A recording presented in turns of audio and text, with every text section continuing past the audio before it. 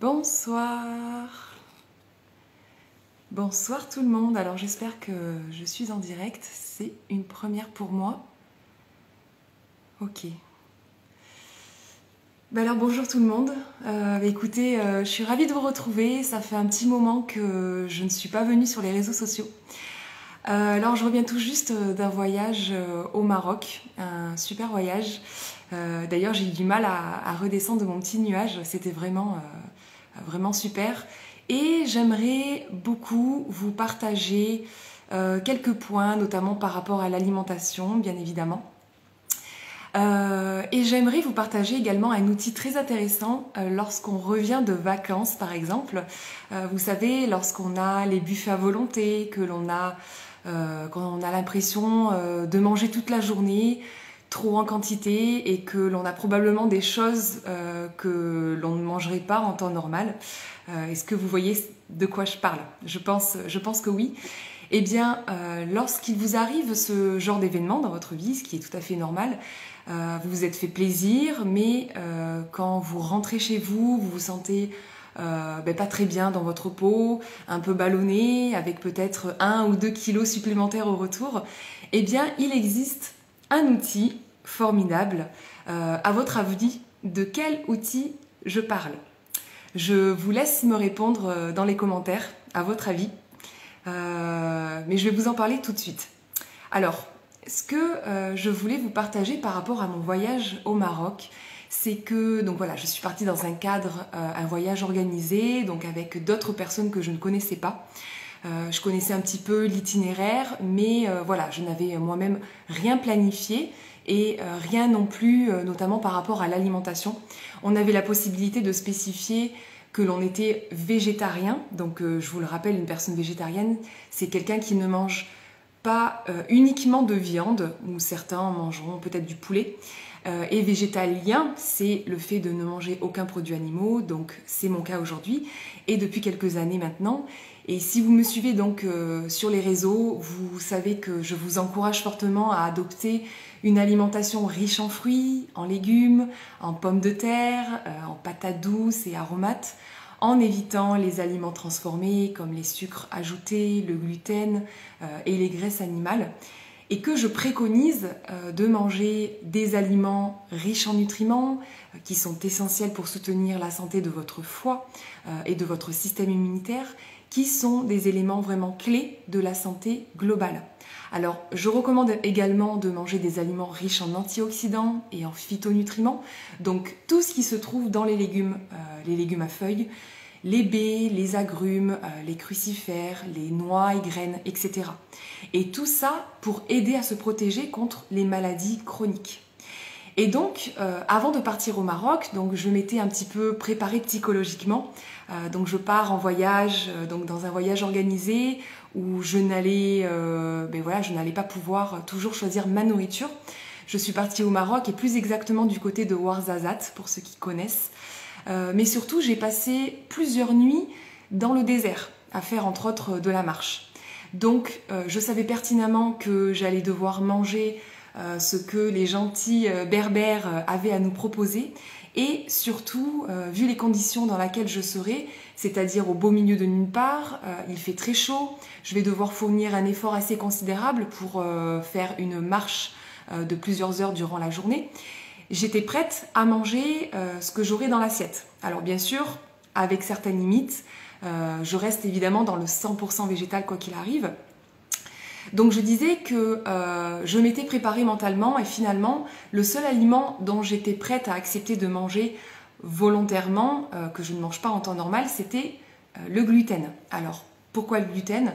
Non pas parce que c'est ok pour ma santé, hein, pas du tout, puisque le gluten, hein, je le rappelle, c'est une protéine que l'on trouve dans le blé, l'orge et autres céréales pour fabriquer des aliments transformés comme le pain, les pâtes, les biscuits, etc.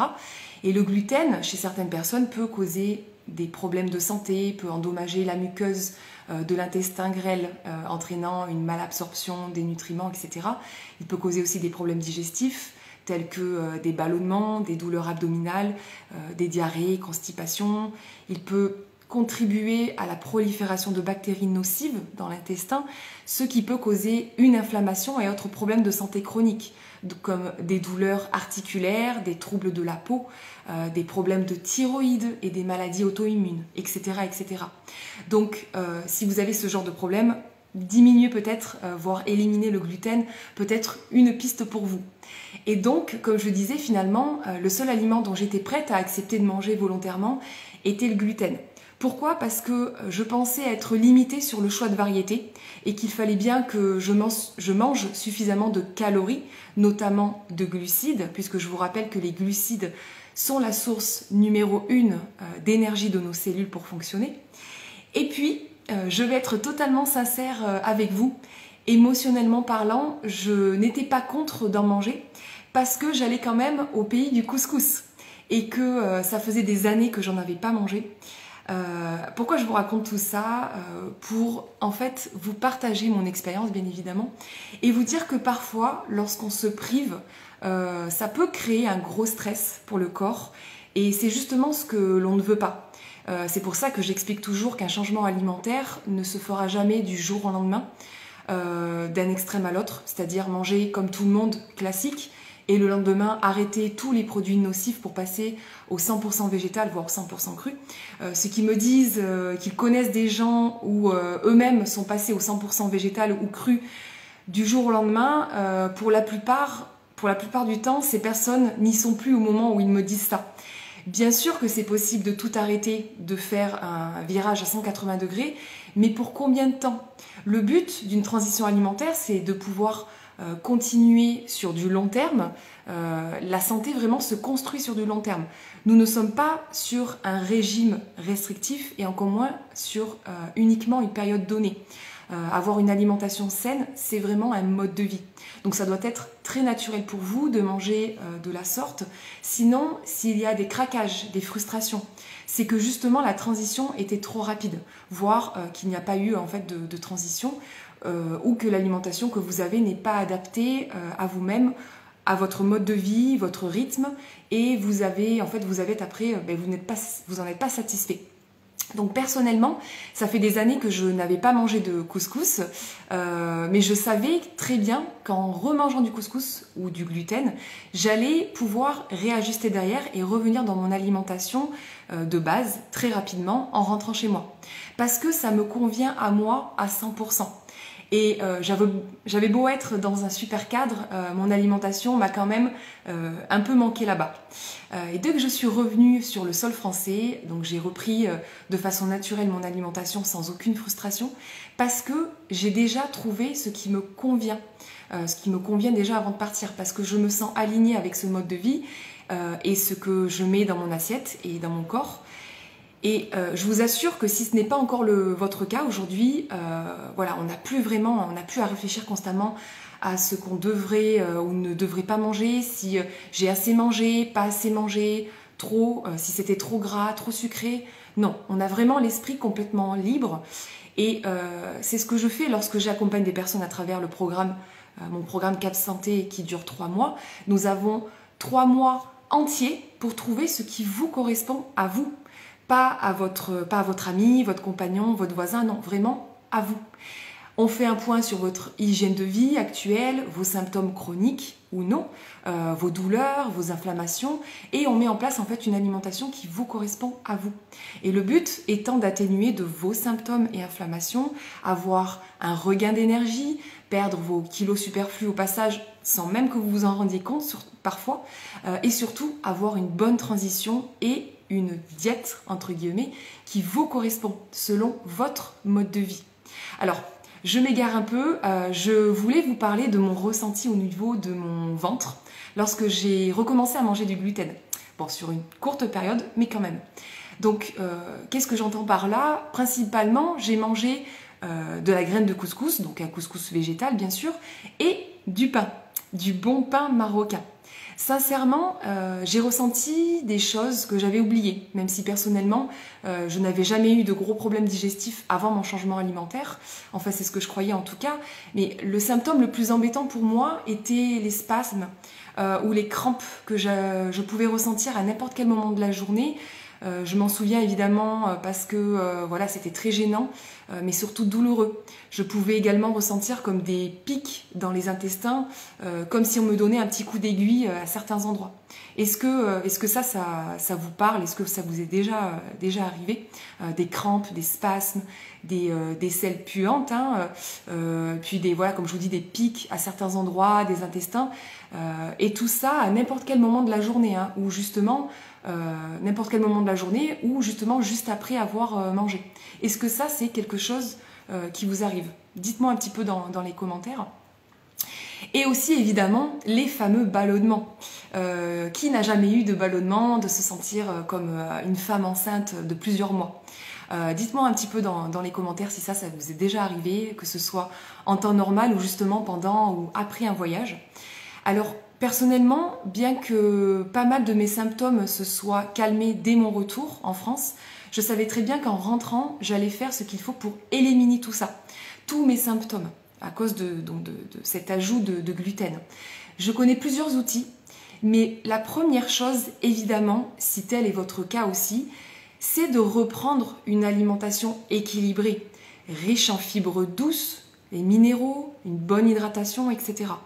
Mais lorsqu'on a des désagréments au niveau du système digestif, que ce soit passager, comme mon cas, ou de façon interminable, hein, voire chronique pour beaucoup de personnes, parce que je sais que c'est le cas pour beaucoup de personnes, la meilleure chose, le meilleur outil que je peux vous recommander, et alors, j'avais demandé en début de vidéo s'il y avait des idées.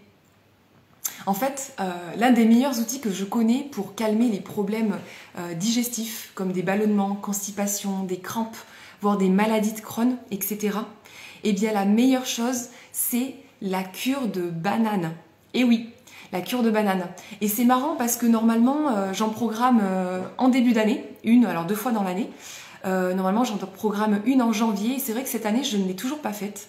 Et donc ça tombe bien parce que voilà, après un retour en voyage ou des vacances où on se sent un peu chargé, la cure de banane, c'est vraiment un excellent moyen de faire une petite remise à niveau et de se remettre en fait sur les rails, de se remotiver à prendre soin de soi, si telle est votre envie. Une cure de banane permet d'avoir vraiment les idées plus claires et ainsi reprendre par la suite une alimentation saine. Pourquoi? Parce que vous vous sentez tellement bien, votre digestion est tellement fluide que vous allez vous dire moi je veux rester comme ça, je me sens bien, j'ai plus d'énergie et en plus je suis en train de perdre mes kilos superflus sans même m'en apercevoir. Pour une très grande majorité, vraiment, une cure de banane, ça se passe comme ça. Et ça devrait être comme ça tout le temps, c'est-à-dire se sentir bien au niveau digestif, au niveau clarté d'esprit. Donc voilà, ce petit live aussi, donc pour vous partager mon petit voyage au Maroc, donc je suis rentrée il y a quelques jours, mais aussi pour vous partager cet outil. Donc j'ai décidé de faire une cure de banane, tant qu'à faire, voilà, on va la faire ensemble pour ceux qui souhaitent la faire en même temps que moi. Je vais organiser une cure de banane en accompagnement de groupe pour la 3e fois. Je dis toujours qu'une monodiète de banane devrait être faite au moins une fois dans sa vie pour découvrir cet outil si facile mais si puissant pour sa santé. Donc voilà, c'est trop important, c'est trop génial pour passer à côté de cet outil, de ce que cette cure peut nous apporter. C'est tellement simple et je vous garantis que vous ne serez pas déçus.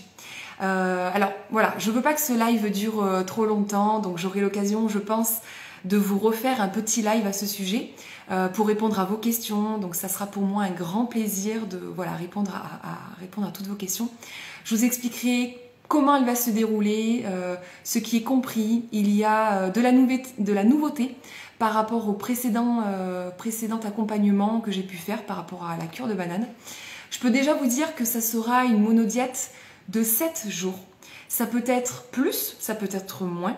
Et au total, nous serons ensemble pendant 21 jours où je serai totalement disponible pour vous.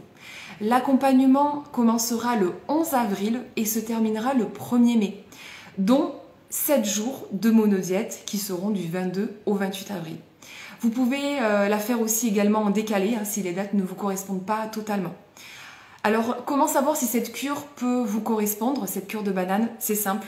Si vous avez des troubles digestifs, des diarrhées chroniques, des ballonnements, des gaz, des douleurs abdominales, de la constipation chronique, syndrome de l'intestin irritable, maladie de Crohn, reflux gastro-œsophagien, des inflammations chroniques, arthrite, arthrose, allergies, asthme, notamment des troubles de l'humeur, tels que la dépression, l'anxiété, l'insomnie, des problèmes de peau tels que l'acné, de psoriasis, eczéma, l'urticaire, etc.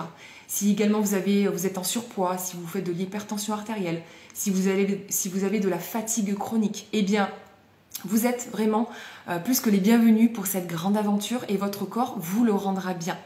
Je vous rappelle très rapidement une liste, alors non exhaustive, des bienfaits que vous allez pouvoir ressentir durant une cure de banane. Ça va vous permettre un regain d'énergie, de vous apporter la paix et le calme intérieur. Elle va favoriser votre digestion, vous allez ressentir une grande légèreté. Elle va vous apporter une certaine clarté d'esprit. Vous allez commencer également à perdre vos kilos superflus. Ça va permettre vraiment un nettoyage de vos toxines et ainsi avoir une plus belle peau, un sommeil profond et réparateur. Atténuer également, voire faire disparaître vos douleurs et inflammations style arthrose, arthrite comme je vous ai dit tout à l'heure. Bref, cette cure va vraiment renforcer votre système immunitaire, sans parler du regain d'énergie que vous allez ressentir. Si j'arrive à publier cette vidéo en live, parce que c'est la première fois que je fais ça, donc sur mon compte, je vous mettrai toutes les informations en description, donc dessous la vidéo. Sinon, vous retrouverez toutes les informations sur mon site internet, dans les programmes que je propose. Vous avez également le lien dans ma bio, donc voilà, allez voir également les témoignages des précédents mangeurs de bananes qui ont fait les précédentes cures. Si vous pensez que la banane est simplement un fruit, vous allez être surpris à travers la monodiète de banane. Donc n'hésitez pas à venir me parler à ce sujet. Nous pouvons également prendre un rendez-vous gratuit ensemble pour discuter de vos objectifs et motivations et voir si cette cure peut vous correspondre. Et dernière chose, je ferai un prix spécial pour toute inscription avant le 31 mars. Voilà, donc cet outil est tellement formidable que j'aurai probablement l'occasion de refaire des lives ici. Merci d'avoir été avec moi, je vous dis à très bientôt et puis passez une fructueuse soirée. Ciao!